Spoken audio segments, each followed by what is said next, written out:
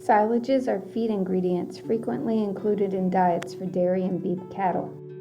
In the U.S., approximately 119 to 128 million tons of corn silage are produced every year. These silages are stored in silos of different types. Bunker silos, pile silos, tower silos, and silo bags are the most common types of silos. Different hazards exist when working around silos.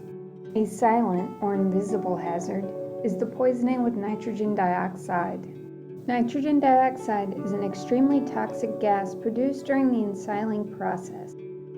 According to the Center of Disease Control, the immediate dangerous to life or health, or IDLH, concentration of nitrogen dioxide is 20 milligrams per kilogram. The ambient concentration of nitrogen dioxide can be as high as 1.27 and 4 milligrams per kilogram in outdoor and indoor exposures, respectively. So the exposure to nitrogen dioxide is not a hazard under normal environmental conditions. However, occupations in agriculture can have a great exposure to nitrogen dioxide, with ambient concentration greater than 150 and as high as 2,000 milligrams per kilogram. The ensiling process consists in a fermentation in which anaerobic bacteria ferment sugars and nitrogenous compounds. Fermentation byproducts, such as nitrogen dioxide, are released through this fermentation process. Nitrogen dioxide is formed from an excess of nitrate in the crop when it is ensiled. If plants take up more nitrogen than they can convert into protein, the nitrates build up in the plant. This is most common after a drought or in crops with high concentrations of nitrogen.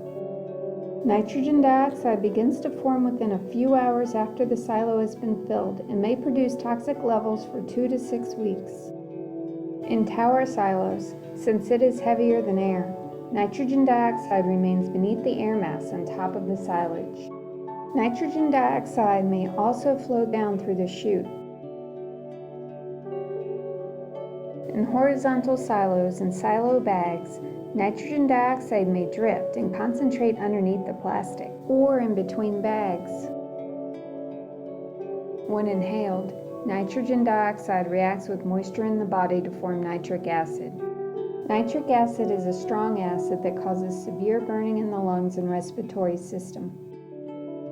Symptoms of nitrogen dioxide toxicity include coughing, burning, shortness of breath, chills, fever, headaches, nausea or vomiting, and death.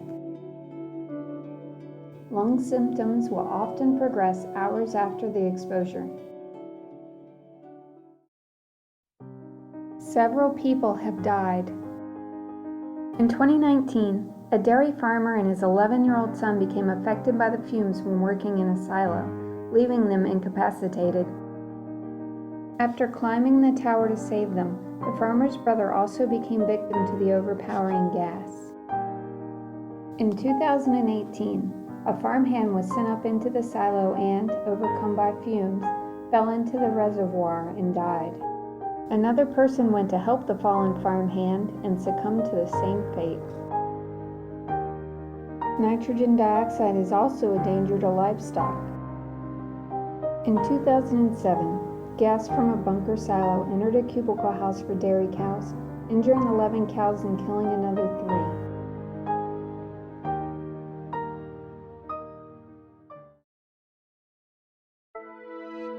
There are many safety precautions workers can take to avoid the intoxication with nitrogen dioxide.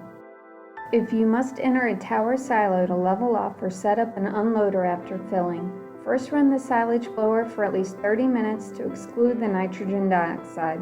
Since nitrogen dioxide settles down on the silage surface, be aware that a forage blower may not adequately ventilate a partially filled silo.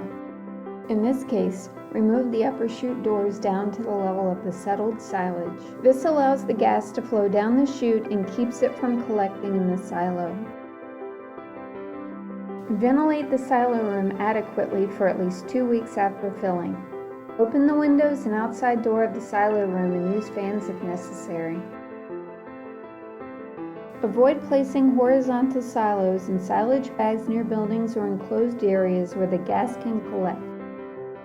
If you must take a silage sample from a silo bag, then do not get underneath the plastic while working. Instead, allow some ventilation and cut the excess of plastic before collecting the sample.